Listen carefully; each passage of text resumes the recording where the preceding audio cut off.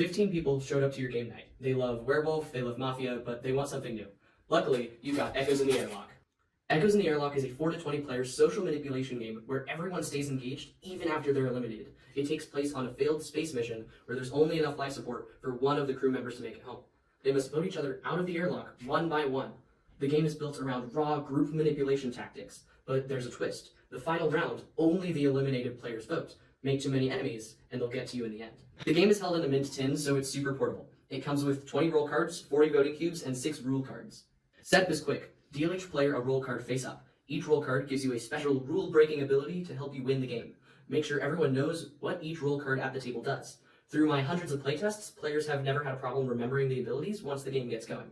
Then place the voting cubes in the center of the table. Get a 30-second timer ready, and pass the start card to the player that has most recently been to space. The main game loop goes like this. There's a 30-second discussion where everyone has a chance to frantically prove to everyone else that they shouldn't be thrown out of the airlock, exactly like what would happen in real life.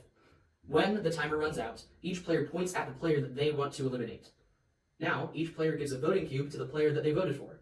Any player that's collected 5 or more voting cubes is eliminated, thrown from the airlock. But their game isn't over. Eliminated players are called echoes. When you become an echo, a few things change. First, flip your roll card face down. You've lost your power.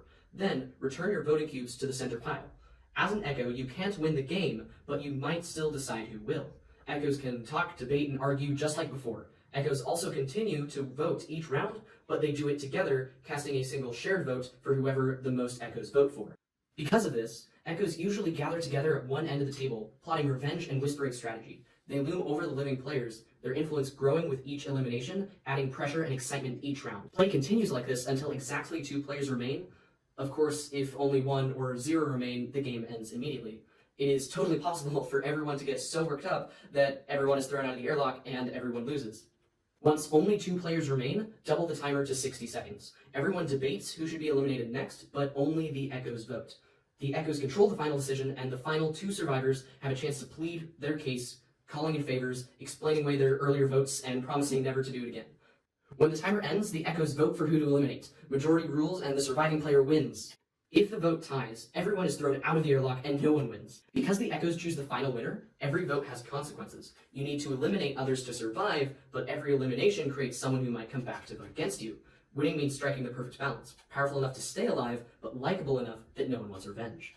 Echoes in the Airlock is a fast-paced game that can fit in your pocket, but play with an entire room of people. It's the essence of group strategy and manipulation, and it leaves everyone laughing and thinking about the game for months afterwards. The game is super compact and accommodates tons of players and is very easy to pick up. Citation, I just taught you how to play this game in under 3 minutes.